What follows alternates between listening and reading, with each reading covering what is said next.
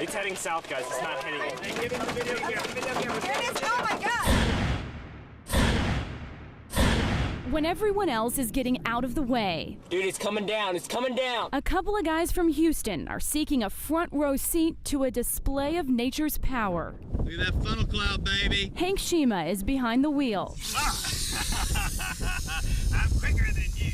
He's a cross between Steve Irwin and The Doors' Jim Morrison. Hank is the lead singer for the Southern Backtones. When he's not playing before a crowd of screaming fans, he's listening for the wails of a colossal tornado. And living in Houston, storms would come out and I would run in the backyard and look for them, and never saw a tornado, and then one day realized I'm going to have to go find them if I ever want to see anything like that. Hank found perhaps an unlikely sidekick in his cousin. Meet Jon-Wesley Schyma. He's a bass player for the band Skepticynic and has spent the last 4 years walking the halls of Katie's Morton Ranch High School. Most of the time it's, where were you yesterday? I was like, storm chasing. Do you have the weather radio up there? Before the chase starts, The cap is kind of weak. there's quite a bit of forecasting that's done. Some people hunt deer or maybe even lions, you know. But Jon-Wesley and I, we hunt tornadoes and lightning.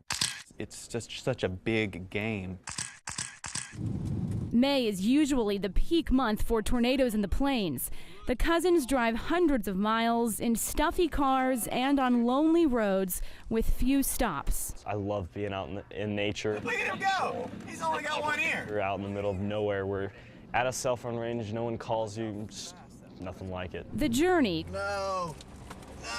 complete with its mishaps, Blame me. You're the one that said go straight. is all for something that usually lasts only a few minutes, Is that just a monster tornado? but will be remembered forever.